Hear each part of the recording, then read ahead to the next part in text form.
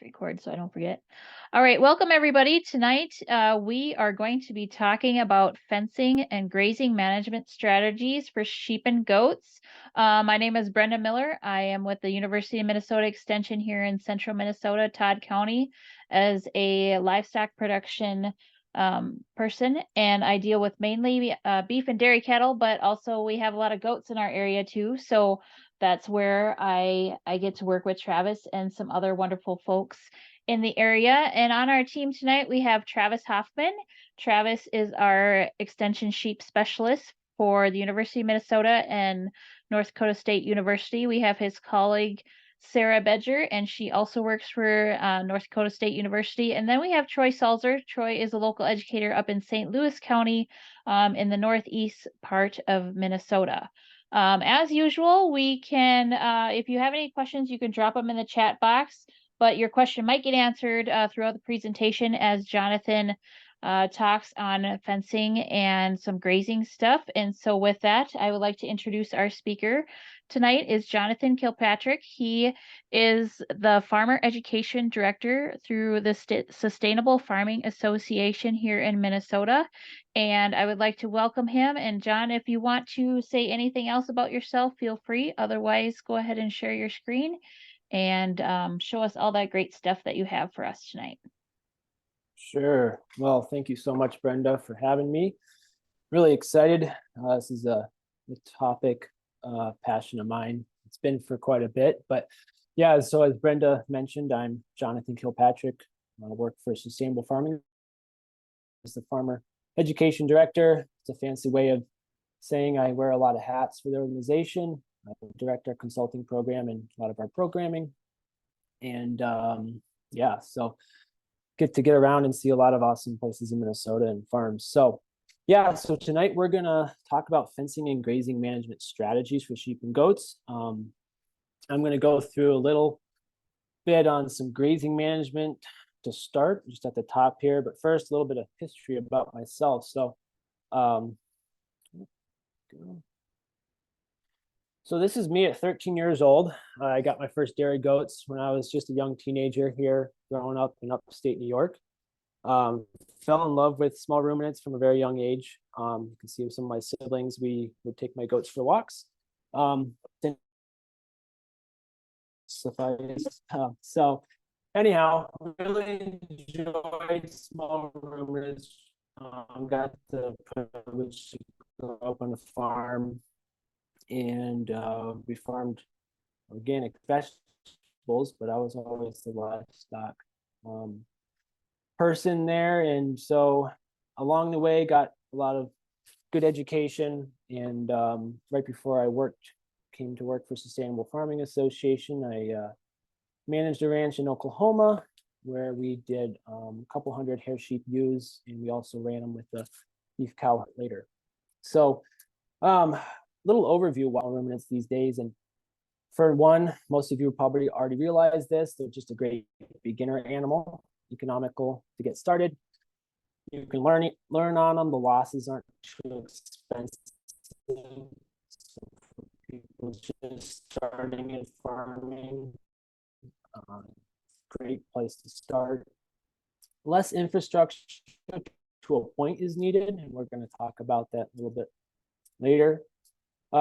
Pretty easy to handle. You don't need a lot of elaborate handling facilities. They multiply fairly rapidly.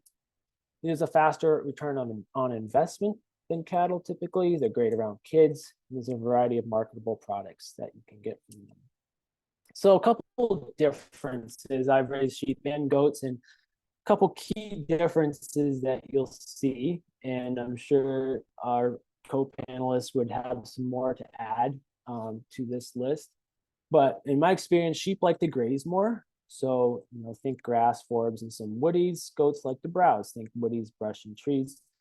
Sheep flock together really well, and they're very easy to move as a group, whereas goats like to climb more on equipment, and they're harder. Goats like to climb more than sheep. They're harder on fences in your equipment.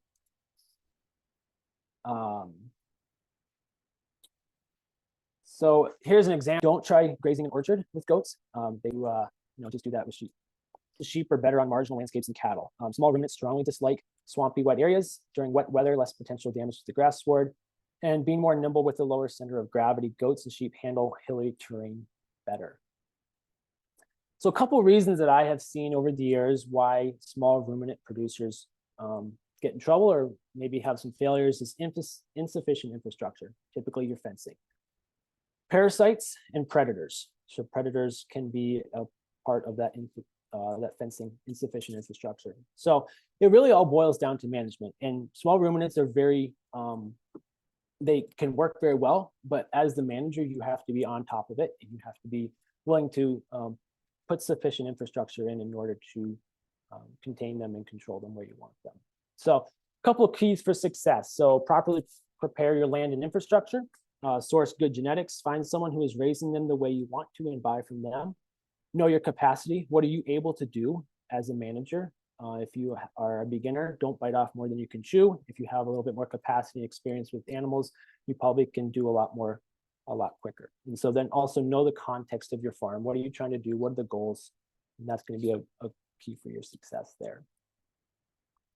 So a little bit about regenerative or adaptive grazing here before we jump into some more specifics on fencing.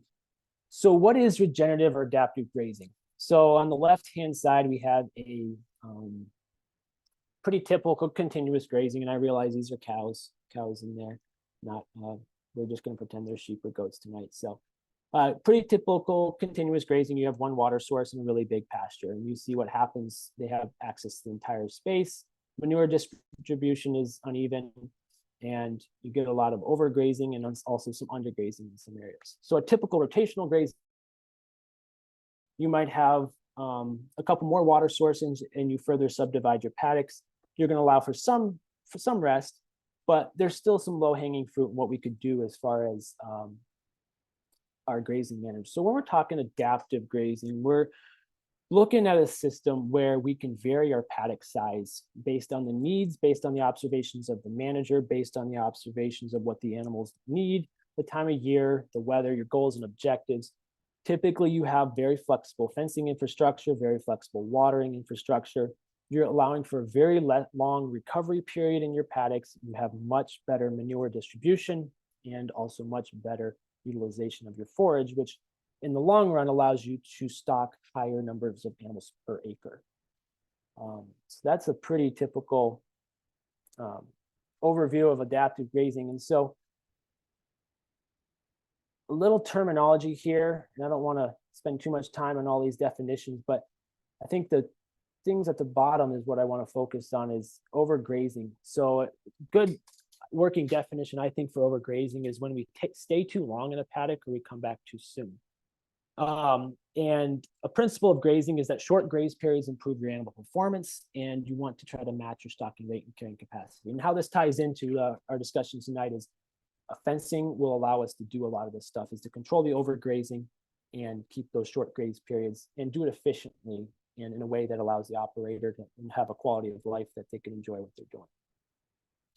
So adaptive grazing, not a formulaic or prescriptive thing, nature. So we're not looking at a rigid, fixed, or routine system. We like to have a plan, but not a prescription. Okay, we get in trouble when we try to prescribe how we're going to go about our grazing for this season, because we can make a great grazing plan in the spring, but as we've all seen the last couple of years here, we've had some pretty severe drought, inconsistent rainfall. And so if you stick with your plan without knowing what the weather is going to be, you can get yourself in a train wreck with overgrazing, overstocking, or a combination of all the above. So adaptive grazing, we want to adjust based on your observations. Observations of the forage, rainfall, and the grass and the livestock, most important. We can account for variability, whether in seasons, labor, quality of life, emergencies, health issues, etc.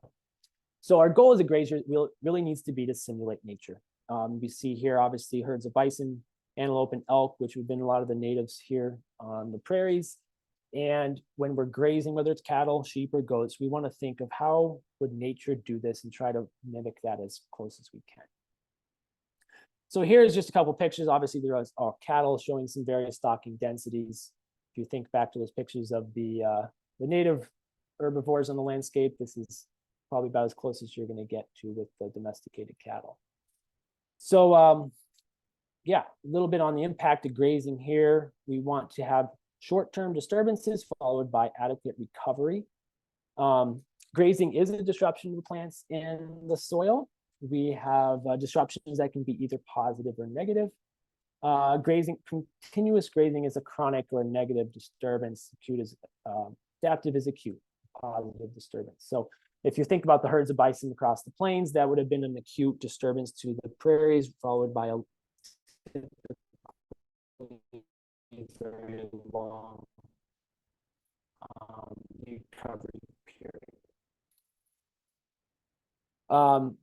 Number one key that I think to pasture productivity is adequate recovery time. So we see that when we can allow sometimes up to 70 or 80 days, depending on your rainfall, you get really good pasture productivity. We already talked about overgrazing, so I'm just going to skip through this here real quick. This is a typical graphic you'll see talking about, what's going on below the soil surface, why overgrazing is harmful. I'm going to just run through this real quick. Another one here talking about continuous grazing versus adaptive grazing or leaving more residue behind. So some of the oopsies I've seen, not providing adequate pasture recovery. So this leads us to our conversation about fencing, right? So in order to accomplish what we want to see on the landscape, in order to keep the livestock where we want to see them, we have to have good fencing. And so what we want to see is that we have to have especially if we're using electric fencing voltage. You're going to need more typically for small ruminants like sheep and goats than cattle. They don't ground as easily. They're not as heavy of an animal as the cow, so they don't ground as well. They typically have wool or long hair. So training is going to be an essential part of this, as is grounding your energizers. We're going to talk a little bit more about that later. Quality components. I've seen a lot of train wrecks because try to cut corners on components for fencing, whether that's electric or non-electric. One thing I've noticed over the years is that goats and sheep would prefer to go through a fence. So keep that in mind when you're designing and building fences. And then ask yourself when you're designing a system what you can sleep well with at night. If you're next to a really busy 2-lane highway, that might be very different than someone who's on a back gravel country road. So think about that. Also, ground your energizer. 8 out of 10 times, the issue with electric fences failing, or why folks will say electric fences don't work, is because of failure to appropriately ground your energizer. And so, talk a little bit about energizers. So the heart and soul of an electric fencing system, we're going to talk about permanent fence a little bit later, but the heart and soul of electric fencing, which is one of the most commonly used fence systems that you'll see, is the energizer. So some keys here is to buy more than you think you need. And going hand in hand with that is forget about measuring using miles. So a lot of fence chargers, energizers, they are rated using miles. Okay, it's pretty inaccurate because I picked up one of my fence energizers the other day and it's got a 1 joule rating. And it said something like 50 miles of fence. And I know for sure, just based on my experience, there's no way that would ever work. So a joule, Joules, joules, is a volume of energy. So in this picture here, we have a SpeedRite 12,000, and that's a 12 joule energizer. So that's just another brand there. So whenever possible, use an AC power source. It's really reliable, much more reliable than solar and battery, which, you can have some cloudy days, which can affect your power. You can have, batteries that go bad. So yeah, use AC if you can. Solar can work well. I have found that the solar kits that you often buy off the shelf, the solar panels aren't sized correctly to the energizer, and you often end up not having enough recharging capacity. So in my opinion, the best 3 brands of energizers on the market right now are Cyclops, SpeedRite, and Gallagher. Cyclops, they've done some tests for comparable joules to like SpeedRite, and they have a faster pulse speed. So for small ruminants, that's a handy feature. Not getting paid to sell any of these. These are used over the years and experienced and know to be really good energizers. So here's a couple more examples. A coworker on the left, this is a solar setup that he put together himself. Hanging from that pipe right there is a battery in the grass, a solar panel. So it's pretty simple to set that up, and then a charge, make sure you're not overcharging your battery right there. And then here's another example, no solar panel on this, just the 12-volt deep cycle battery hooked up to, this is actually a pig fence, I believe. And just a couple joule energizer, and that can be a very reliable system as well if you don't have AC power. One thing to not forget is to buy a fault finder. Use it. Here is a StayFix model. StayFix is no longer manufactured. It's basically the same as the SpeedRite brand. This one has the remote version where you can turn your energizer on and off from the fence wire. So that's, and then find them and get them fixed as soon as possible. So I'm going to talk a little bit about grounding the energizer here. This is, again, I'm going to spend some time on this because this is what I've seen over the years that most times in myself. So no matter the energizer size, the minimum number of ground rods required is 3 6-foot galvanized rods, and those need to be spaced 10 feet apart. Don't use copper rods. Depending on your soil type, they can and they will corrode eventually, and the corrosion will act as an insulator and will reduce the effectiveness of your grounding field. So each joule of energizer requires 3 feet of ground rod in the ground. So a 10 joule energizer would need 30 feet of ground rod, or 6 5-foot ground rods spaced 10 foot apart. And if you have really sandy or dry areas, you may need more ground rods. So you can, unlike this, the diagram down here says you need to have insulated wire. You don't have to have insulated wire to connect your ground rods. You can just use high tensile fence wire. And actually, if it touches the ground, it just increases the effectiveness of your ground field. It's just helping you get more ground. The other thing you can do is on your fence, if you have a multiple strand fence, you can have one of your strands be a grounding wire, and then you can actually add more ground around your farm. So for example, if you have a pretty large farm in the back, a swampy area, rods out there, and that would help your grounding field. Yeah, so that's basics on grounding. Don't forget to ground your energizer and do it really well, and you'll be very happy. Also, don't forget lightning protection for your energizer. It's really a bad day when you spend $1,000 on an energizer and then have lightning take it out. So it's this little lightning gap is, I think, $9. So take the time to set it up and you'll be very happy that you did.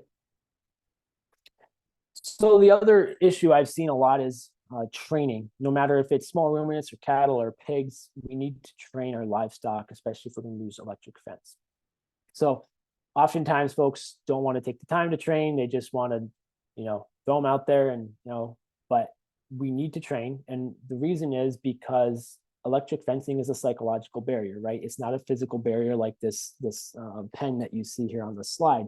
So the only reason it works is because the animals respect it and they want to stay away from it because they've had a memorable experience earlier. So the 5 steps here is you need to start with a sturdy corral or pen like you see in the picture. Set up a short run of electric fence inside the pen, similar to what you would use out on the field. And then make sure it's very well grounded and hot. You should be able to easily get it to 9 to 10,000 volts.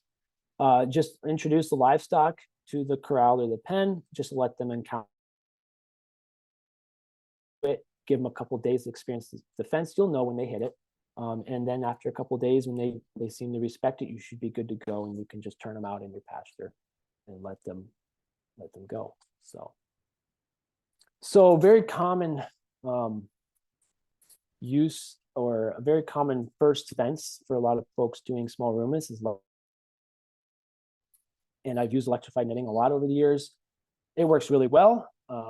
There's a lot of pros and cons. We'll go through some of those here. So the pro of electric fence is very easy to set up. It's a very visible fence. You're not as likely to need a guard animal. I'm not going to say you don't, but you're not as likely. It's pretty coyote proof, I should say, and dog proof. It's an all-in-one package, meaning you've got posts and you've got your wire and everything right there. You just need to add an energizer. pretty much limitless configurations, and I'll show you a few examples coming up here.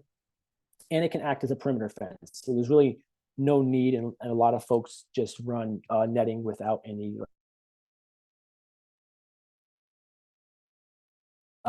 You can, as you can see in the picture, you've got, a pretty self-contained pasture here.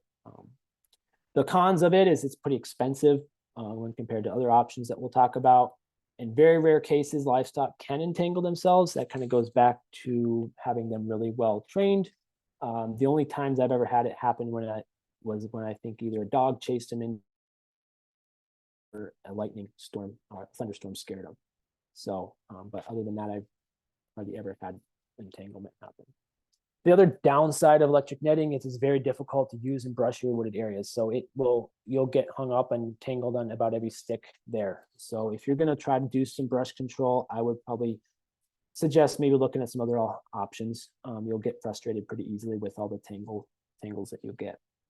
You also want to probably go a step up in the type of energizer, just because you have a lot more conductor here. So get a really good energizer to power this if you're going to use netting. So here's just an example of some sheep here that I was grazing, doing some high stock density grazing with sheep. And you can see I did long, narrow strips. So anytime we want to do more trampling when we're grazing, we're going to use long, narrow strips. If we want to increase our utilization of the forage, we'll go with more circular or square type paddocks. But you can see on the left side there, that was the previous day. You can see how well they trampled the forage, and then the middle where they're at right now. And then you can even see the next day's paddock set up with the netting. So at the top of the hill there's a permanent fence, a woven wire fence that I'm tying my netting to, and then I'm coming down, and you can see right there at the bottom of this picture is another east-west run there that I'm tying into, as well as a water tank. Here's another picture of it. This is a different time of the season. I'm actually doing 2 moves within 1 strip here. So if you look at the top of the picture up there, again, that was the night before they were in there. And then I had a cross fence actually going right where my mouse is, right across to there. And then I let them into this bottom area in the morning to get a little bit more stock density on the grass there. And here's just another picture of it. And you can see this was the cross fence corner. Netting being used, trying to impact some weeds and to get some brush. So I've got the sheep in this area kind of tight, just to let them get after some of these weeds in here. Multi-strand fencing. So just run through some of these pros and cons, and we'll get into some more specifics. So the pros of a multi-strand fence as opposed to a netting is it's a lesser cost option, less labor to install long runs. Can be used with other species. So for example, cattle, horses, or pigs, it's great when doing daily moves. Fewer electrified strands require less energizer, and it may work. So another thing to think about is this may work better for sheep than goats, although this particular picture was sent me by a coworker or a friend here who's doing some goat grazing with it. So he was successfully controlling goats with just 2 strands. A con of this is more training for animals. You definitely got to make sure you're on it with your training. It can be less secure. It may not hold your guard dogs if you have guard dogs, and it's not as predator proof. So you more than likely will want to have some guard animals if you're in a situation where you think coyotes or even wolves or something would be an issue. May not hold animals as well if you're trying to achieve a certain level of impact. So for instance, on that last picture I showed you, if you're trying to really, bunch up the sheep or goats to try to create some really significant landscape impact, you might be better off doing that with some netting versus the 2 or 1 strand fences that I'm going to show you in the next couple slides. They may try to bust through there, just depending on how well they're trained and how much forage they have. So just something to think about. So here's, not selling this, but just an example. Polywire, good polywire has about 9 conductive strands. You can get stainless steel. You can get some that's mixed metal. White is the best for visibility for herbivores, for sheep, goats, cattle, etc. They can see white better at night. Just the way they see things, it just works really well. You can use taper braid. I don't like it as much because it catches the wind more, and to put it on a reel, it takes a lot more of a reel to get all that on the. So I just like this poly braid, works really well. It's pretty strong, and it holds really good hot spark. So here's some options. So that was a conductor, that poly wire, that's your conductor that carries the shock. So you need some posts to hold your conductor and some reels ideally to store it on. You'll see a variety of different options there on the left. There's some small ones, there's some cheap ones, there's some really expensive ones, there's some geared ones that make winding up and deploying your conductors really easy. Lots of different options. So just I think the best thing to do when you're looking for this stuff is find somebody else who's doing it, try some stuff out, go see what they're using, what other people like. I definitely have my preferences, what I've liked over the years. Then on the right-hand side, there's some examples of posts. There's some that you can see have a bunch of different clips integrated for different heights of the wires for small ruminants. Some of those are, more set up for cattle, although you can add some more insulators down below to hold the conductor. So lots of different options. And then on the far right, you'll see a fiberglass rod, and I'm going to talk a little bit more about those later in other pictures. So lots of different options out there. So just pick what works for you. And I also have, some suggestions of places to source some stuff coming up here. So here's a picture. This was a ranch in Oklahoma, not far from where I ranched for 4 or 5 years, that they ran 700 ewes behind a single strand of polywire. And I mentioned that fiberglass rod because they had no interior fencing on this ranch. They did everything very portable like this. And you could drive in the fiberglass rod just with a mallet or a post pounder, and then using these O'Brien's posts right here on the 4th clip, they controlled 700 ewes.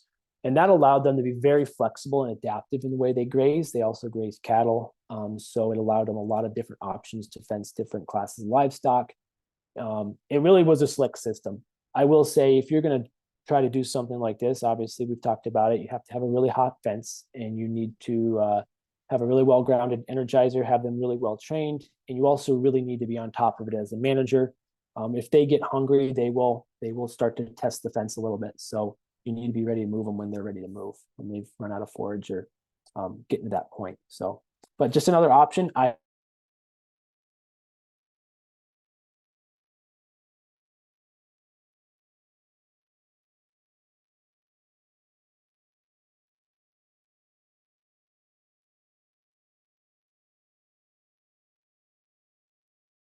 In the back of your mind, if you have someone who's persistent boundaries, it may be better to find them a different home if you're going to try to do some of this stuff with this type of fencing. So a couple of different options for making your wire hot. You can see in the middle here, just a little alligator clip from a hot wire on a T-post to your poly wire. Here, I've just got it wrapped around the handle of my reel, just on my tensile wire. This on the right hand is called, on the right side there is called the Zammer handle. It's one of my favorite handles. It allows you the option to have a hot end with this little metal hook there, and there's also a cold or neutral. So you have multiple options for hooking onto a hot fence or a permanent fence that's not electrified. So here's a couple options. Also, a friend sent me these pictures. He's grazing a bunch of goats. So these are just fiberglass rods, using a drill in the wintertime to put some posts in. Grazing has worked very well for him. And he's just got 2, not even insulators, wrapping the poly wire around the post, and getting along pretty well with just that system. So, and I'd encourage you to think creatively and figure out what works for you. You don't have to go out and spend a ton of money or resources on stuff. If you stick with the principles that we've already talked about, hot energizer, training your animals, and really well grounded fence, you can get away with a lot less than I think most people think they can. So I'd suggest, if you're going to do a lot of this, having a system for deploying and carrying your posts. Left side is a side-by-side setup that I saw, and the right side was one of my setups for posts and reels. It's just very handy if you're doing a lot of this to have a good way to move your stuff around and get it set up and taken down pretty quickly. Okay, so let's talk about some permanent fence. So the gold standard for small ruminants is going to be a high tensile field fence or woven wire. That's probably top of the line. It's also top of the line as far as price goes. You're probably looking at these days easily $3 to $5 a foot, you know, depending on whether or not you factor in your labor and what kind of materials you're using. So the picture here, you can see there, it's a pretty typical fence. There's a strand of barbed wire on the top. We've also run a strand of barbed wire on the bottom. I'll show you that in another picture coming up here. You can also run electric wire. I've got a picture of that coming up. I wouldn't advise that on T-posts as much, just because you'd have to buy really good quality insulators and then maintain that. And if that electric wire gets in contact with that T-post, it's a direct ground. So it's something you could do. Just keep in mind there's a potential for more maintenance on that fence down the road, just keeping it hot. So yeah, that is very, very good fence for a boundary perimeter fence, property line. You know, that'll hold animals very well. So here's two more options. That's that same fence. You can see here the blue arrow at the bottom. There's a barbed wire. I like to put a barbed wire a couple inches off the ground, and then you put the start of your woven wire, your high tensile fence, just a couple inches above that. Two reasons. Number one, if and when your fence starts to grow up with weeds or brush, if you don't spray it, you can easily get a chainsaw or something, a saw underneath there to clear out brush. And number two, it keeps dogs, if you have guard dogs, from digging out, or coyotes from getting in.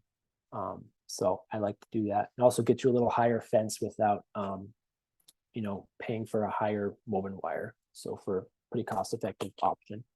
So here on the right-hand side, you can same concept on the top, and that's a wooden post system, not a T-post system. Here is some other options here. Permanent fence on the left-hand side, you'll see barbed wire, and you can see the bottom three strands are pretty close together, and I did that intentionally for sheep. I can't remember the spacing I did, but they're a lot closer together, and then I spaced the top three pretty far out. But 6 strands total. I've seen up to 7 on some fences for sheep. I don't love barbed wire as a fence. Depending on which region of the country you're in, that's kind of the gold standard. A lot of what you'll see. That's what a lot of people do. So on the right-hand side here, you'll see this is a timeless fence post. It's an insulated option, like a fiberglass rod. A lot of people really like them. There's a 5-strand high tensile fence you can see set up on that. So that's a pretty good system right there. Here's another system. This is 6 strands, and this is just a brace actually made out of fiberglass rods. And you can see the little coupling here on the right-hand side they use to keep them together. So that's a pretty inexpensive, quick, easy to set up option for an end brace. And I think there's 6 strands of wire on this one, all hot, I think. Here's another option for an offset on an old fence. You can see the barbed wire here. Sometimes if you have a pretty good fence, an old barbed wire, woven wire, it's kind of on that, do I tear it out? Do I keep it? You can just run a couple wires, keep them hot as an offset, and that works really well sometimes. So here's some options here for more internal, I would call this more internal fencing. So cross fencing, more permanent cross fencing, or breaking up pastures. Left-hand side, you can see it's a fiberglass rod drilled, and that's a self-insulating rod. So there's no need for an insulator. And you can just use wire to secure your high tensile conductor to that. And there, the wires are spaced 9, 18, and 30 inches. And then on the right side, top wires at 30 and the bottom wires at 12 to 14. So just two different options right there. But those fiberglass rods are really good, work really well, and they last a long time. So I've used quite a few of those over the years. So here's some options on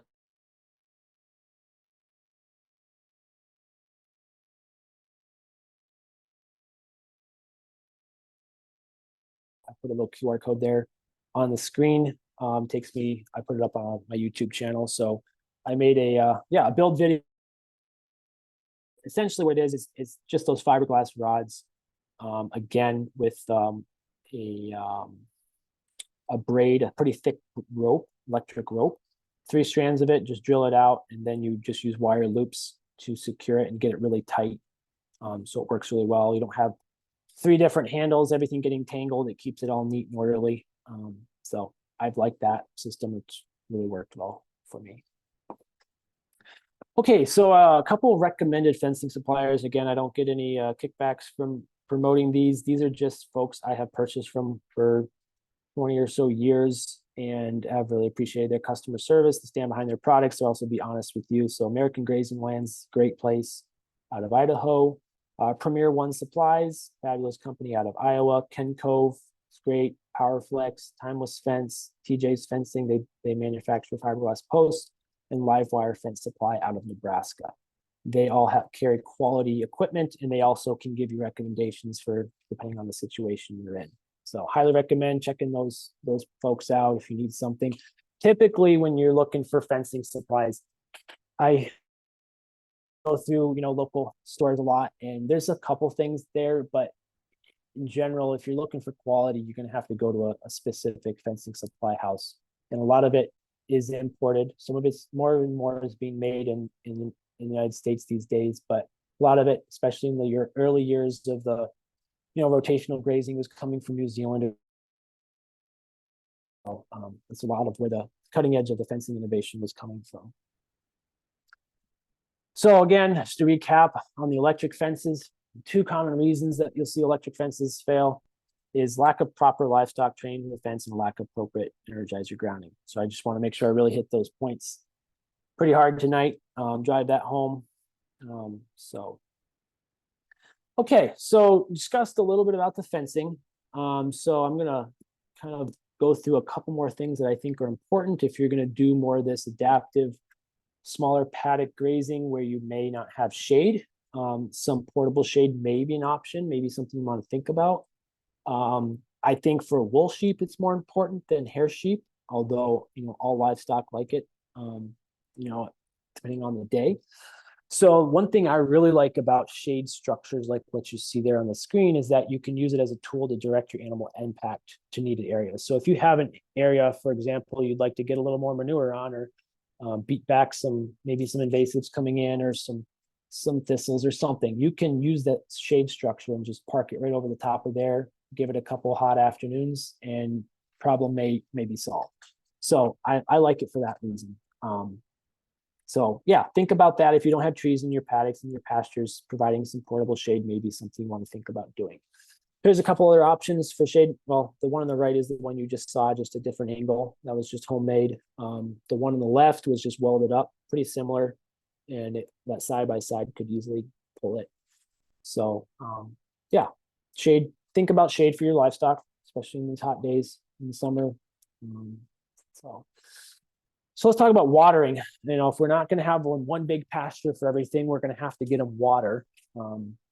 So for sheep, I got a couple options here. The left there is a tire tank that was specifically designed for sheep, and it's very shallow, you'll notice. And that was to keep lambs from getting in and drowning. So that was a specific setup for sheep. I personally am not a big fan of fixed points. So unless you have a corral or a set of pens, I really like adaptive and flexible options like the other 2 tanks you see in the picture. And those are low enough that, sheep and goats can easily drink out of them. You can also use them for cattle. They can kind of get in them a little bit more, but so just watch that. Sometimes you can put a hot strand of polywire right over the float just to limit their access. They don't try to climb in there and play around. But I like those other tanks. One thing I think that sheep and goat producers could do more of and allow them to have more flexible and adaptive systems is hauling water. So since the needs of sheep and goats, they don't have the water requirements that cattle do, you can haul water. And I have done a lot of that over the years. Here's a couple examples of different rigs at different farms. So a coworker has this truck there at the bottom. I think he picked it up for less than $1,000. Just got a steal of a deal on it, put some parts and stuff into it, and he uses that to haul water. You can use a running gear, a chassis, hay wagon with a tank. And the nice thing is you can just put the water exactly where you want it, and you don't have to let I got to develop water getting in the way of getting your small ruminants where you want them to go. And then the other thing about hauling water is you can, like the shade, you can direct the impact of the livestock exactly where you want it. So you can use the water tank to stomp out some thistles or something creeping in, some woodies or something. So yeah, just get creative with it and think cheap. You don't have to spend a lot of money for water infrastructure to be able to water your animals. The other thing to consider is an alternative water source. And I'll just tell you a little story behind the picture on the left. This ewe actually had a clear open water tank that she could have walked to about 150 yards away. And she chose to drink out of the melting ice and snow here. So a lot of times, they're smart. She didn't want to take the time to walk 150 yards to the water tank, so she was just going to drink right there. And then snow, if we have good quality snow, don't overlook snow as a potential water source too. I like this picture on the right because it shows just how nice that stockpile grass was underneath that snow that I was grazing at the time. So, and a lot of times, even in situations where I've provided fresh water every day when it's cold and snowy, they won't even touch it, and it's sitting right there. They'll be out there just looking up snow rather than trying to go back to the water. So anyhow, something to consider and think about for your operation. And also don't overlook the ponds and streams. So sheep and goats detest getting wet. Like they just can't stand getting wet. Like cattle would be all in that pond, taking a bath. Sheep and goats will not be doing that. So ponds and streams can be a great source of water. They're not going to loiter like cattle and muck up the banks and make a mess. So consider that as part of your watering. If you need, some additional water, streams and ponds can be good. Just maybe if you have some issues where, think about water quality. If you have a pretty mucky pond, you might want to pull a water test before you go to it. So just think about that. If, just watch algae and stuff like that. Make sure it's good quality water. So let's talk about working facilities. So if you're gonna, handling sheep and goats, like I said at the beginning, you don't need a lot. So I'm going to show you a couple examples of what I've used. So this setup here was just for a pretty small flock, about 60 ewes. And you can see we have a holding area where we can get just about the whole flock inside. And then on the left here is a little squeeze area. And then we can run them up into a chute. And so this was just made out of plywood and then some purchased gates here.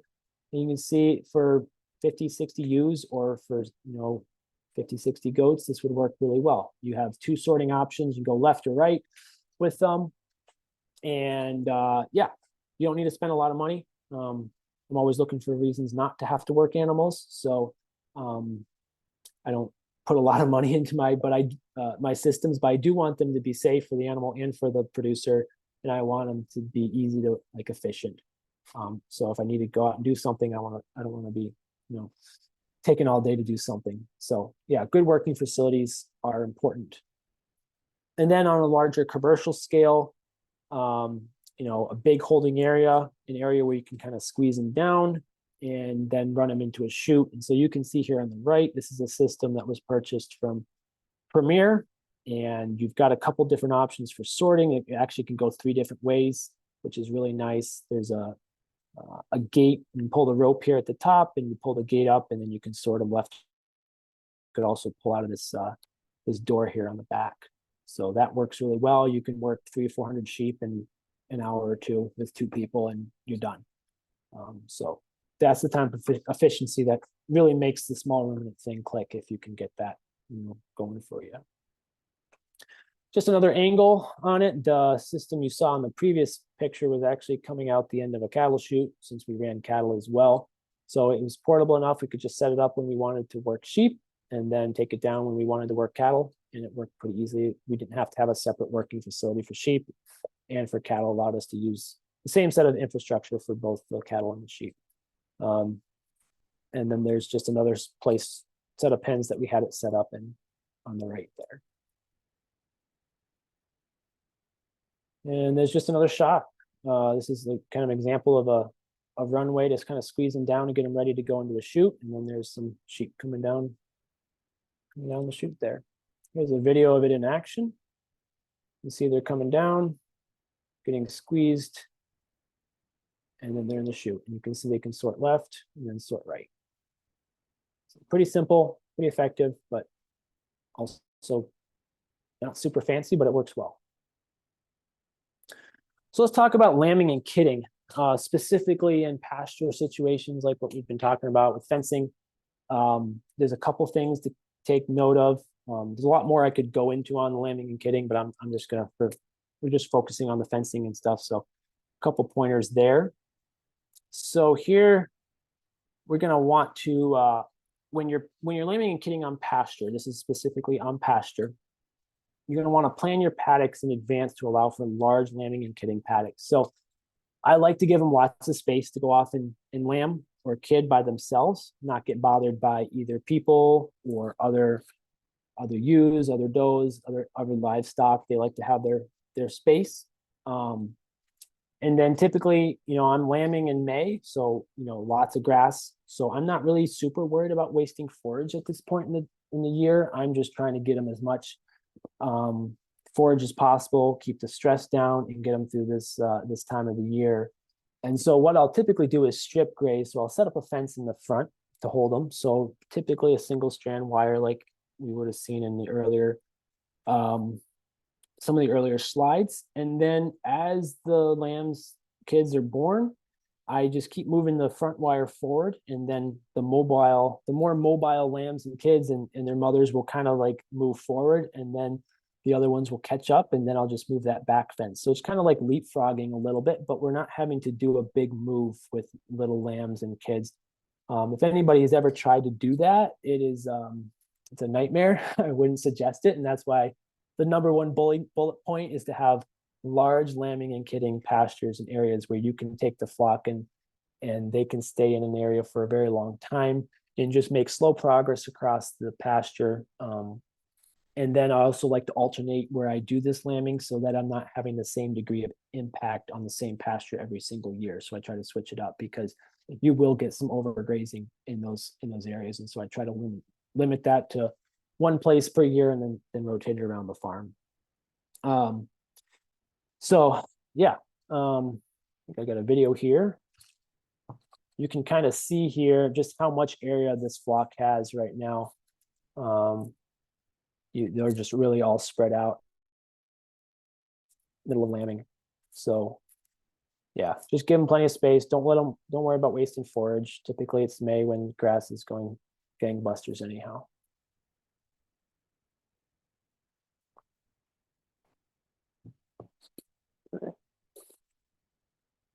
So let's talk a little bit about impacting landscape. So if we have good fencing, we can do some really cool things, impacting landscape and making positive changes.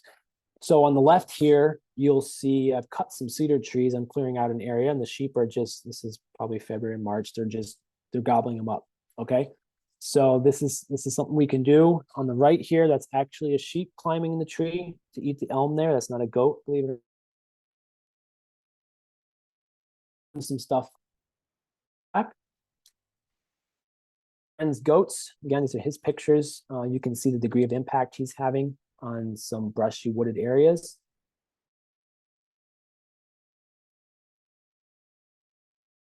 In this picture on the left, the two strands going up through the brush right here.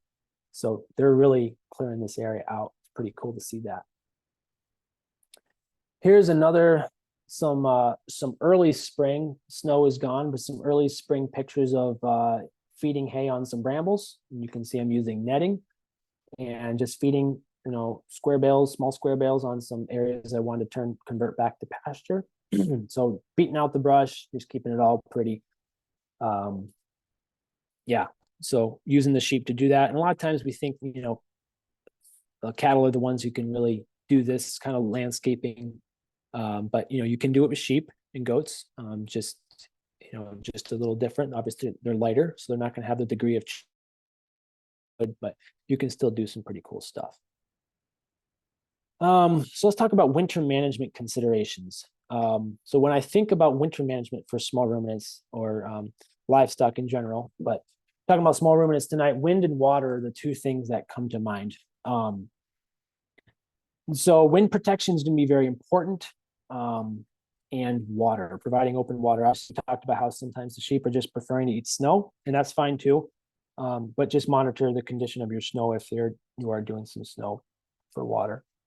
So here's a picture Doing some winter grazing on stock pallet grass. I think it's probably December, late December here. You can see I'm still using netting. I wouldn't suggest that if you're expecting a heavy snow load, but if light snow, you can, and it's not a heavy snow, you can use netting. You may have to use a screwdriver or a drill with a masonry bit to get to the spikes in the ground. But this sure beats feeding hay. So this was mostly stockpiled orchard grass, I believe, and maybe some fescue. But you can see they're digging right down in the snow, and there's green grass still under there. So another example, yeah, just feeding out on pastures or crop ground. Left is a bunch of goats going after some round bales that have been unrolled, and then sheep on the right, just having been fed. A couple more pictures here, feeding out. So here's a little side-by-side story, 6 months apart, roughly, feeding out. You can see that barn there. And speaking of wind and water, so these sheep had access to this entire pasture, and they had that run-in shed there under the blue arrow. But 90% of the time, even on some of the worst, 0 degree or less than 0 degree days, they would choose not to go in there, and they would just be hunkered down somewhere else. So it's often amazing to me how we sometimes complicate what we think animals need and spend a lot of money on stuff. But they had the option to go in there into the nice shed, and it was well bedded and everything, and they still chose to be out on the pastures. So they know better than I did. But I really think outwintering is something we need to be looking at doing a lot more with small ruminants. Obviously every year is different. Snow conditions, snow loads are going to make a difference in what we can do. But just look at the hay there on the right that we took off that field 6 months later. I mean, just really nice windrows. And we fed all over that field, just strategically trying to get a lot of nutrients out, and it really paid off in our hay crop that year. So just something to be thinking about doing. If you can, you could. We're feeding small squares in this picture, but you can do it with rounds. You can roll out hay like in the previous slide. Lots of just different ways to do it. Yeah, so just get creative. So let's talk a little bit about flirds. So this is one thing I did a lot when I was in Oklahoma. Sheep flock and cattle herd is what makes a flird. I don't think it's for everybody. It does take a higher degree of management and more observation on the time of the manager. Yeah, but it can work really well if your system is set up for it. I would recommend during lambing or kidding, you separate your cattle and sheep if this is something you want to try to do. Obvious reasons, cattle, can trample. They can be a little careless and trample. So I would definitely separate, let those lambs get a little bit bigger and mobile before you put everybody back together. Depending on the size or the frequency of your rotation, if you're doing a daily or a couple time a week rotation, it can be a really good fit. Sheep can get fussy when they're with cattle. They don't sometimes like to graze stuff that cattle have already been through. So it's, again, one thing you'll just have to observe and use your managerial skills to determine if it's working well or not. Forage quantity and quality can also make a big difference if this is something you should do. Size your paddock. The way I would typically do it is allow the sheep to have more room. They can go under that single strand of poly wire on a post a little easier. So I would set up a high poly wire so that they could duck under and get ahead of the cattle if they wanted to, but not entirely leave the area. But they're still kind of clustered up, and they could, still acting as a flird. So also the class of cattle you're running, it may be a better fit with cow-calf pairs rather than, some stockers or some heifers that might get a little more rowdy.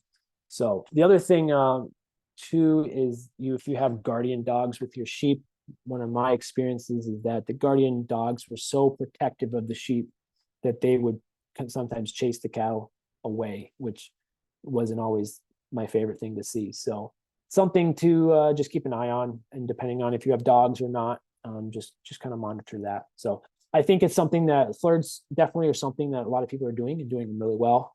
It's not for everybody. You just have to determine what your goals are. If you're really wanting to running pretty efficient operation, don't have a lot of time, it may be a great fit. If you've got more time and separating things out more makes more sense, that might be the best thing for your context. So guardian dogs.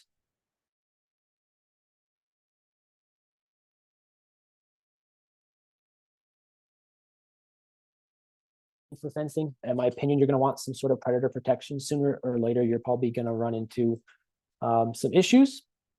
I would try to get a puppy or a pre-trained dog to start rather than an older dog. You may have some hit or miss luck with an older dog, but puppies seem to be a more guaranteed pathway to success with guardian dogs. Make sure you bond them really well. This is not an exhaustive list. This is just a few pointers, but bond them well with your flock for a couple of weeks. Don't just turn them out there. You probably want to, in a sense, do a training period with your dog and your flock, trying to get them bonded. And the other thing is dogs can be harder to contain than sheep or goats. My experience with guardian dogs is that if I could keep the dogs in, I was definitely keeping the sheep or goats in. So that's one thing to consider is if you can keep your dogs in, you're probably going to be doing just fine with your sheep or goats. So, pay attention to that with your fencing in your facilities. A couple of pictures of dog feeders. If you're going to run dogs, you want to keep the sheep or the goats out of, or the cattle, depending on what you've got, out of the dog feed. There's a couple examples there.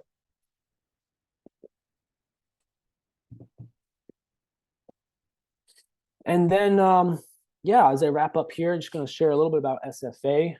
So here's an example. We held a grazing school up in Wadena. This was sponsored by the Crow Wing River Forage Council. And so this was actually a flurd here that they're moving sheep and cattle together. Excuse me. And if you just click that QR code, take you to our event page, you can see more stuff we've got for next year, for 2024. So also we do farmer to farmer consulting, technical assistance. So if something in this presentation kind of sparks some interest, you want to learn more, definitely reach out to me. I got my contact information at the end, and we could work with you to achieve the goals that you have for your operation. So SFA is Minnesota's Farmer to Farmer Network. You can learn more at sfa-mn.org. We've been around for about 30 years, connecting farmers to each other and then to the larger agricultural community in general. So thank you very much for the opportunity to share. Love to take some questions, and turn it back over to Brenda. Thank you, Jonathan. I am going to have Travis. He's going to ask these questions here. We got a number of questions in, and if you have any other questions as we're talking about some of this stuff, please just throw it in the chat box. But we got some interesting things, and I'll let Travis go ahead with those.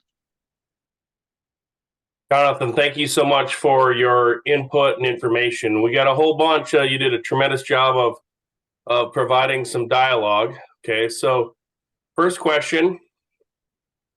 In repeating seasons of drought, does that impact the number of grounding rods? Yeah, that's a good question. One thing I didn't talk about in the grounding is that I would recommend watering your ground rods when you get lots of drought, and that can be just taking a hose out there, turning it on low, and just saturating the area where your ground field is. If you are not getting a really good ground, can definitely consider adding some more. And also in dry climates, so like further out west, Arizona, New Mexico, some of those states, they actually do, it's just so dry that they do alternating hot and neutral, so positive, negative strands on their fences. So they don't really rely on ground fields because their rainfall and their moisture is just so inconsistent. Excuse me. So if you're consistently having issues with containing livestock, I would look at going with more of a positive negative type system. So again, it would just be one wire on your fence. So say you have two wires on your fence. One's positive, and that goes to the positive terminal on your energizer, and then the negative, the other wire is going back to the negative, or the ground terminal on your energizer. So the animal has to hit both wires. Typically, they're going to hit more than one if they're trying to go into a fence, and that's what completes the circuit. So that would be something I would look at doing if you're consistently having some issues. So, Travis, if I could, Go ahead. If I could, a couple of other things, with the experience of having very coarse textured soils, I always put my grounding rods in bentonite clay, and that bentonite will actually maintain the moisture content much better than gravel or sand, and that has seemed to have helped immensely. And then another comment that Jonathan had mentioned, but utilizing that one ground or negative around the entire perimeter and placing your ground rods around the entire perimeter, not just by the fencer, is extremely valuable. Yeah. Right. Yep. No, I think that's a really good point. Yeah, just especially on large acreages, just trying to rely on one area for grounding. And especially for small ruminants that are lighter, like I said, they just don't ground out as well as a cow. They're lighter animals, especially wool sheep. So yeah, I think that's good. And that's a good point on the bentonite clay. And that's something I didn't throw in there. Probably could have had five slides just on grounding energizers, but had to try to keep it brief. But yeah, bentonite clay is a great tool for inconsistent moisture or dry, sandy soils. So Thanks, Jonathan. You stop rotating during the winter, and if so, when do you take down your temporary posts? yeah, good question. So I pretty much pick up my posts as soon as I'm done with the graze. I don't really like to leave stuff out. Number one, UV, if it's a plastic post, the UV ultraviolet rays will degrade it. So I like to keep them under cover. And then, they get brittle in the cold, they'll snap. Sometimes they'll break. If I am doing, like, if you're going to do some bale grazing, obviously you got to have some stuff out there, but I typically try to minimize what I have out there to what I'm actually using. Okay. Multi-species grazing, right? The most fun one, my personal opinion, maybe it's the most fun one. Maybe that's just me, all right? And so you even talked about flirts, all right, being a rebel. So co-graze, or one species follows the other. What's the home base? What are you thinking? Sure. I've played around with it and experimented, tried to do sheep before cows, cows before sheep. Like I said earlier, the sheep don't like to follow the cows. That was my opinion. I can't speak to the goat aspect on that because I've never actually tried the goats with the sheep or the cattle. I found they did better together, or it was better if the sheep were in front of the cattle. Depending on the class of the cattle, you need to just adjust. When you're running more of an intensive grazing system like that, there's a lot more monitoring and a lot more observation that has to be going on. So it's not just something where you can arbitrarily decide this is how it's going to work. And you really need to be able to adjust pretty quickly. So oftentimes folks will say sheep do not eat what cattle will eat. I don't find that to be 100% true because I've sat there and watched them. And sheep will oftentimes eat a lot of what cows will eat. So if you are grazing your sheep in front of your cattle, you need to take note of what they are eating, and then you're going to have to adjust if your cows are coming behind. This needs to have a good plan of nutrition. You might be able to get by with, some early bred cows that don't have a calf on the side or something like that, depending on your situation, or fall calvers. But yeah, I think it's really just context driven, what the specific farm has. So I don't know if I want to make a call on which is best. I'll just speak to my experience with that. So yeah. Sure, Jonathan. And from a historical standpoint, a lot of people will say, even if there's challenges from a leafy spurge standpoint, then jump the sheep or sheep and goats out there in front of them and catch that. And so depending on what your priorities are, right, of whether it's utilization of the forage or to allow that to be a little bit better for or the trio of species. Right. Yep. Okay. Any recommendations for water hauling in the winter? Okay. We have to give you a little bit of context. We have a water tank. We haul around, but when it's freezing out, any thoughts on sufficient isolation or insulation for the tanks to carry over longer into the winter? So the question was, I'm pretty sure, was hauling water, and I'm thinking, are they referring to the tanks in the field or the tanks used to haul the water to the field? So, you know, when it gets so cold, I don't know as far as hauling water out. I mean, I guess if you could park it in a heated building, you'd be good to go. Take it out there, drop it off. You know, the animals can drink. You know, might be able to get away with doing that twice a day and be just fine. Obviously, heated waters are great, or there's some non-electric options out there, frost-free nose pumps and stuff like that you can use that folks are using in the field. So I would look into some of those. So also overflow tanks are, you know, something.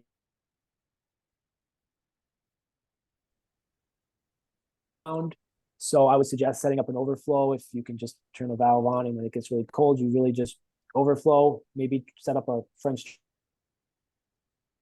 muddy mess right there, kind of get it away from the animals where they're drinking. But I would 100% go with overflowing and wasting a little water than trying to heat a lot of water. You'll save a lot more in energy costs over the long run. Right. Okay, do you have any concern about meningeal worms when allowing access to a pond? Yeah, I think that's something you always have to be cautious about. I've experienced meningeal worm. It is not fun. I've had it in goats. So, yeah, and again, I think the more movement in the water is going to be probably your better water sources, so streams and stuff like that. And that's why I think like some of these more stagnant ponds, if they're spring fed, they might be just fine. But water quality, you know, you don't really want them drinking out of like a really nasty, sludgy pond. But I will say the meningeal worm that I've experienced did come from a pond. It just, you know, probably picked it up from a deer or something like that, or something out in the pasture. So. Yeah. Thank you. We'll move on to the next one. And do you have any experience in terms of putting rocks in a tank to prevent solid freezing? Does that help us any? No, I don't have experience doing.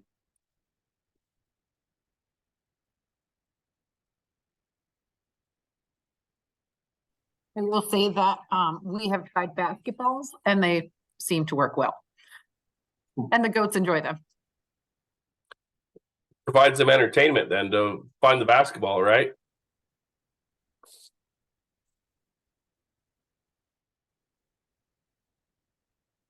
Inquiry, you talked about kind of the size of the lambing pasture.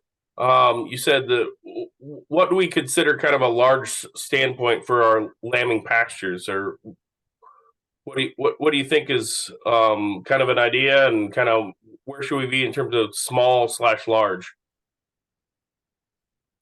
Sure. So when I'm lambing, I'm intentionally giving them larger areas than they need and way more forage, probably by 50 to 75%, just because I want to give them enough so that they can spread out and have their lambs, and they can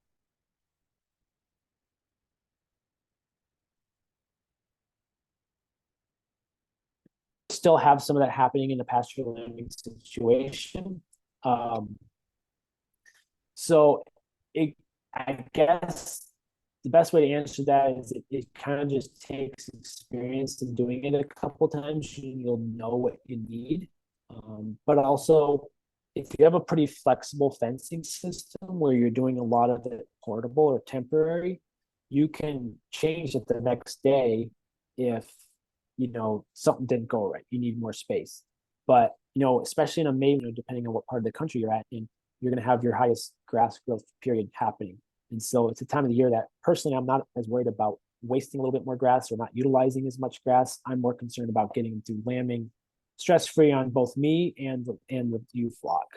So I want them to have plenty of forage. I don't want them to have to go looking for it. You know, I want it to be right there where they drop their lambs. I don't want them to take like 20 steps off and forget they have a lamb, especially if it's a first time ewe, or, you know, again, that other ewe comes by and then all of a sudden you've got one that just had twins. Now she's got triplets and she's adopting somebody else's. So, yeah, that's kind of what I'm going for when I'm thinking about a lambing pasture, is just trying to set them up. It's not as much a forage as much as is just the efficiency of creating a system for pasture lambing that works for both the producer, the manager, and the ewe flock, or the goats. Thank you, Jonathan. And that's a whole nother webinar on its own of determining whether we want to be a January and February / lambing kidding, or if we want to play in the March or April or May. And so the cattle actually producers have to make that decision each and every year as well. And so even as some of my colleagues know, in calendar year 2023, not only was everything lovely and caring, but we decided to get a lot more snow and a lot more challenges. And so whether the people decide when they're going to turn their rams, bucks, or bulls out is dependent on how short their memory is, right? Of how much work they had to put in during that parturition time. But there's some differences there. And like, as you said, there's certainly some advantages as you kind of move from a sheep and goat standpoint of lambing and kidding to when the grass starts turning green. And some would say that's facilitating what resources that we have and doing it at the right pace too. So appreciate your thoughts on that. You had a slide there on outwintering on pasture, okay? And so do you have an idea in terms of what years those were that had the comparison amongst them? Oh, sure. Yeah, the one I had like a January picture and a June picture with the hay. Yeah, so that would have been 2016 or 2017. So about 7, 8, 9 years ago now. Awesome. Yeah. Yep. So a trickier one as we kind of think about this, but guardian animals are great no matter what we're looking at from a small ruminant standpoint. And that's another webinar that we'll yet to accomplish or do again here in the future as we think about it from dogs and llamas and donkeys. But the inquiry was on donkeys as guardian animals and kind of how those might fit into our game. And if that fits your thoughts, more power to you. And if not, we'll just kind of talk about it. Yeah, so personally, I have not used donkeys for guardian animals. I've only used dogs. I know people have used donkeys and very successfully. I know people who have told me horror stories about using donkeys as well. So, I think it really, I'm intrigued by donkeys because they can graze like the sheep, or the goats. I don't have to provide dog food. I don't have to move a dog feeder. I don't have to go with that whole, do that whole thing. I can just tell you from personal experience, raising sheep in a part of the country where there's a lot of coyote pressure, that we wouldn't have been in the sheep business without our dogs. They're amazing. I found dead coyote carcasses in the pasture with the sheep, as well as other things. Excuse me. So I know they're doing their job. So yeah, I guess I can't really speak to donkeys. I'm intrigued, but I don't know if I have the experience to really give a good opinion on that. So. And we have people from all corners of America, Jonathan. Can you tell people again where home base is for you, just as a reference? Sure. Yeah. Sorry. I think I missed that when I was introducing myself. So home base for me is West Central Minnesota, in Alexandria. And I have farmed and ranched in 6 or 7 different states now. I grew up in upstate New York, worked in Vermont for a while, spent some time in Virginia, Tennessee, and more recently 4 years of ranching in Oklahoma before coming to work for SFA. So. Outstanding additional question that may or may not be in a tangent of another webinar that we need to continue to do. So thanks for asking all the right questions and inspiring thought. All right. So do you reseed or drill any prairie mix on your pastures in the late summer or early fall? What can we do to kind of just supplement it and let us get in the right spot? Sure. So yeah, I'm looking at that question too on the chat here. So yeah, there's a lot of different thoughts on this, this question, because I know, I've had people ask me this before. And I guess the question I would want to ask first is, what are you trying to accomplish Are we trying to fill out a thin pasture? Are we trying to rejuvenate something? Did we overgraze an area and we're just trying to like kind of put a Band-Aid on something? Like, what are we trying to accomplish? So in my experience, so this is maybe more of a roundabout way of answering this question. In my experience, I can, if I'm feeding hay and I'm grazing well, I can reseed some areas by letting some grass go to maturity, and then grazing at a pretty high stock density. And you're accomplishing, a grazing event, plus you're also reseeding a pasture. And it's cheaper than running a drill over there with a tractor and all this stuff. Now, I think there are some situations when absolutely we want to introduce some new species. I've just found that by strategic feeding of hay, I can accomplish a lot of this stuff for really cheap. And then with small ruminants in particular, you don't really damage a lot of pastures like you do with cattle. I've thrown seed down after cattle because, just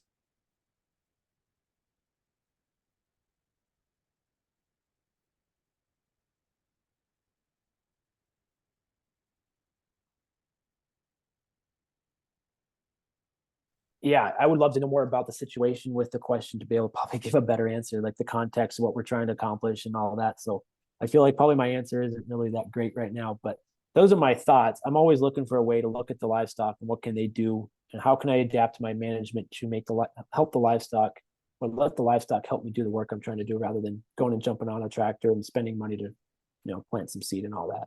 So Jonathan, I'll tell you from a technology standpoint, at least from my end, we caught a large part of that answer, but we missed just a smidge of it. But just if even as we talk about it from a reseeding standpoint, you said sometimes that's the case, but I'd like to kind of just draw things back to the discussion there, particularly where you showed the animals, kind of eating the hay in the pasture, and then seeing the windrows right beside it. I thought that was a intriguing and great approach. And so you just touched just a smidge in terms of providing that organic matter into the field, and just what we're doing from a sustainable farming association standpoint of making all of our renewable resources cycle through our animals. Sure. Yeah. So in that situation, obviously outwintering, one of the things I love about outwintering, or one of the things I love about this part of the country, is that we get, 4 to 6 months of free concrete, right? So we can put animals out on pastures without getting a lot of damage. So in my experience, like I think in some of those slides, the livestock had, access to sheds, they had access to barns. They chose to be out on the pasture. So that tells me that's where they want to be. So yeah, spreading your nutrients around, we fed out on that pasture, then 6 months later, we're pulling hay off that pasture, and then we're feeding it back out. So there's a complete cycle of nutrients happening right there. We're not having to really import a lot at all, and allowing the livestock to do the work for us. So, and then we don't have to haul manure, we're not hauling manure out, we're not bedding. So, I think with some windbreaks and some water, there's a lot about wintering that can be done. And, some years like last winter here in Minnesota, we had quite some substantial snow. So outwintering might not have been the greatest. It might not have been the greatest winter, or you might not have been able to be out there all winter. So those are things you need to think about, depending on where you're at, what part of the country and stuff. Who knows what's going to be like this winter? We could have a really mild winter, and you could be out there all winter with no issues. I do know of a farmer not too far from me who winters his cattle and sheep together, and he found that even last winter, with the insane amounts of snow we had here, the cattle kind of packed the snow down for the sheep, and they worked well together. So that's an option too. Running your cattle and sheep together in the winter. So yeah, hope that answers that question. Oh, more than preferred, even better. All right. So I think one that transitions quite nicely, though.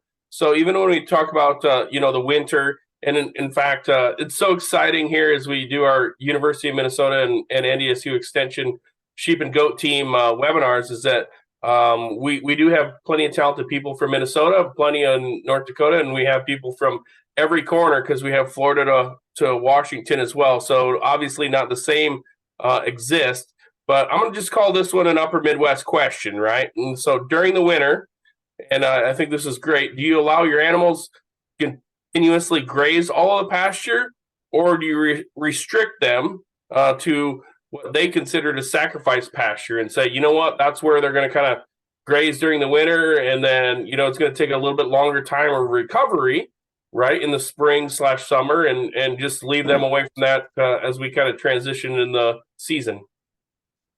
Right. So, restricting access to the pasture is something, whether it's the growing season or, the winter season. When your forage is actively growing is when you want to be most concerned about restricting access. So back fencing, actively moving to avoid that overgrazing.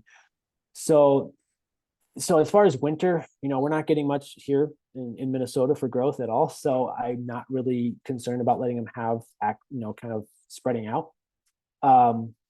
As far as feeding, if I'm feeding out there, I'm going to try to spread it out, kind of be strategic and put it all out all over the place. But yeah, I think, again, if you're talking cattle, you're going to probably want to have a sacrifice paddock, or as I like to call them, an opportunity paddock. You can do some cool stuff, plant some, throw a cover crop in there or something if it's, they make a muddy mess. But sheep and goats, they're light enough. They don't, unless you have a lot of them in a small area, you're not going to really get that level of degradation. So I guess I'm not concerned about it. And then when the grass starts growing again, pen them up or get them in a tight area and then turn them back out is what I would do. Awesome. Thank you. That was great advice. Okay. Exciting question. Again, you have access to these, so I'm hopefully tackling them so you get the chance. A colleague says that they are organic farmers and ranchers. What are your recommendations on pasture fertilization? We do spread manure on our sandy soil. Any parasite concerns? Just kind of what are your thoughts, just as we kind of think about it from a holistic standpoint? Sure. Yeah, so I'm going to actually tackle that parasite question first, and then I'm going to get to the fertilization. So I was managing a farm once. I took over management, and there was a sizable sheep flock. A lot of the pictures came from this farm when I was managing there, and I was kind of told, well, you got to worm those sheep. You got to worm those sheep. And me being a little bit younger than I was, and maybe a little bit more headstrong, I was bound and determined that I was going to prove everybody wrong, that I didn't have to worm.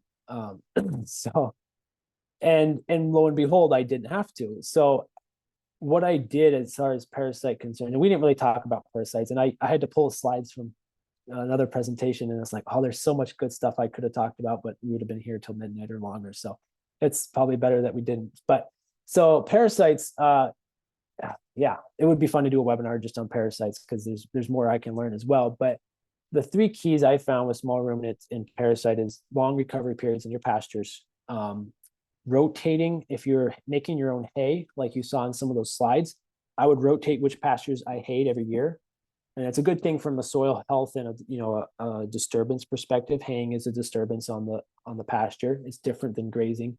So rotating that around, cutting hay can be a great way to dry out some parasites, get some sunlight right down into the base of the plant and really reduce your load. So that plus a long recovery between grazing, 60 to 80 days, and then pulling your bottom animals that consistently show heavy parasite loads will dramatically, just if you do those three things, will dramatically reduce the number of parasites. And there's a lot more we could get into, but for the sake of time, I don't want to go through all that. So as far as pasture fertilization, I'm of the opinion now that we can do a lot just with our grazing management. I briefly touched on adaptive grazing management at the beginning. We could do more there in the future, but from just an adaptive grazing standpoint, if you get those animals, bunched up and you're moving every day or every couple of days and you're getting that stock density up there, you're going to do a lot more for a lot cheaper. Management, in my opinion, is always cheaper. Changing management is cheaper. Obviously, it requires a little more time on your part than going and buying inputs and still doing management. So I would always attack it from a management perspective. Get the good quality fencing equipment to do those everyday moves or whatever you need to do, and get that stock density up there and get the animals, cycling nutrients, and you're gonna have your pastures explode, especially when you can factor in a longer recovery time. So that would be my short answer to a pretty complex question there. Oh, thank you, Jonathan. And in fact, I mean, we tasked you with grazing and fencing. So, and you've done a tremendous job of that. I will tell those that are watching this or will watch this in the future is that we do have Dr. Scott Bowdridge did a great job in terms of parasite management. And so that is actually one of the hugest, in my personal opinion, issues for our small ruminants on sheep and goats. Not so much now in November, all right? And as we move through it because of the life cycle of the parasites, but a huge thing in terms of profitability and thriftiness of our animals. And so we've confronted that, and I welcome all of our people to go to our YouTube channel on the University of Minnesota Sheep and Goat team. So just a quick shout out to us to say, you know, we've tried to do that and answer that question for you. And we're going to focus back on what you're best at here, Jonathan. What is your recommended fencing for goats in buckthorn? Good question. So, you know, for beginners, you know, that electric netting is just fabulous. Although, like I talked about earlier, if you're in the woods and you're in brushy areas, it can be very difficult to manage that electric netting just because it tries to snag on everything. So I would probably recommend if you're in a woods or a brushy area, you go with a couple strands of polywire, make sure they're really well trained. Or if you're looking for a more permanent option, set up some high tensile. But it sounds like if you're just doing like a one-time buckthorn, removal or grazing, and then you're going to come back a couple years later and do it again, you probably want a more temporary option. So a couple strands of polywire, really hot with well-trained animals, I think you'll have a better chance of success with that in the woods than with netting. And Jonathan, this is not particularly came up in our world, but I've been in some places where they have the electronic collars, right? Okay, so they got those, and in fact, some people say that it's the answer, and some people say can't do it. And they say, I have a sheep/goat that says I'll take that 15 seconds of a hit just to get on the other side because I know that the grass is greener over there, and so I'm not going to say that's 100%. But I mean, those technologies exist. And so it's so much fun, I think, in trying to determine of whether your standpoint is. But let's grab your take just a little bit kind of on those electronic fencing, or as we call it in our game, precision livestock agriculture. I love it. So I personally have not used the collars yet. I would like to get my hands on a few in the next couple of years and try that. I do know some people fairly well. I have some coworkers that have done extensive work with them on cattle. So the technology is emerging. It's new. It's still coming out. Some companies are better than others. I believe the company that has probably the most advanced sheep and goat collar, since that's what we're talking about tonight, is No Fence. It's a Swedish company, I believe. Sure. Correct me if I'm wrong. I have, some colleagues, some acquaintances that are, quite familiar, have used it quite a bit, and they're having tremendous success with it. So obviously downside is it's very pricey, it's expensive. But as with all new technologies, the cost will hopefully come down as time goes on. So I feel like I'm probably not the best person just because I haven't experienced it, and I really want to try something out myself before I speak to it. But I just know, it's very effective. It works well, obviously learning curve. But it also, I wouldn't view it as a replacement for, permanent fencing. I think it's a tool in the toolbox to be used in conjunction, but especially at this stage of development and rollout, I wouldn't want to be relying on it unless you feel very comfortable that you are in the middle of, nowhere. And, if your sheep and goats go through the virtual fence, you're not gonna eat the neighbor's flowers. So Right. And the people that I work with on that, I mean, some animals are going to take the leap of faith. How do I describe that? Right? Say, I got this, and then they're on the other side, and so then you get a bloop, bloop, cell phone warning that says you are now out, and so then you have to work with them, and so you have information that they did not adhere to what we'd recommended. And so some of the times that will happen. And I guess even when we think about that, some of the times the animals are trained to the electric fence. And so a question comes like, okay, if you have the electric fence and they've went, okay, okay, can you turn that off? And I guess my idea would be probably not, because then once they realize that it's not there. But what's your story on that one? And you're specifically referring to the virtual fencing collars? No, I'm gonna Okay. push back to our electric fences, yep. like a physical one that's saying, okay, I have an electric fence, I've trained the animal. What if we turn it off? And I guess my personal opinion would be like, well, once they tried it again for the 6th time and then that didn't catch them, then maybe they'll not be as coherent to it. But your thoughts? Sure. Yeah. So because electric fencing is a psychological barrier. So again, it's one of those things. There's always going to be, I've seen sheep that, no matter what you tried to do, they just didn't train. So there's going to be, and some cattle are the same way. But I really only had more issues with sheep and goats, and because it's not a physical barrier, it's a psychological barrier. You're training a different part of that animal than you were if you just put them up against, concrete wall type of a situation. So sometimes those animals just don't work in your situation. And I've had to just move some down the road, because those animals will teach the others that, if it's only 2 strands, you can get through if you're willing to push through the pain type of a thing. But overall, I would say those instances are very few. And doing hundreds of sheep over the years, I've maybe only had 3 that I can think of off the top of my head that I really had an issue with. But I would say that nipping that kind of behavior in the bud is really important, just because they will teach, like I've said a couple of times, they will teach the others, hey, it's a single strand of wire and you actually can just jump it pretty easily. But they're trained to it and they don't know that, and that's the way you want them to stay. So. Thanks. We're gonna keep this pretty tight here and allow our talented people to move on to the rest of the world. What do you recommend using for shade if one wants to do rotational grazing of a pasture, but there's no particular shelters or trees in the areas? Yeah. So I think I had a slide, and maybe I could find the picture and throw it into the chat there. If you don't have a large number of sheep, you can just use, I just built like a little structure out of pressure treated lumber, and then threw a shade cloth over the top of it. And that worked really well. Here, I'll throw a picture in the chat if I can here, see if I can make this work. But it's pretty inexpensive. Oops, is it gonna work? It's not letting me do that. Well, my email was on that the last slide. So if you caught my contact information, don't hesitate. We'll share that again, and if you would share that verbally, that'd be great, Jonathan. And then I got one more question for you, and we'll close it up.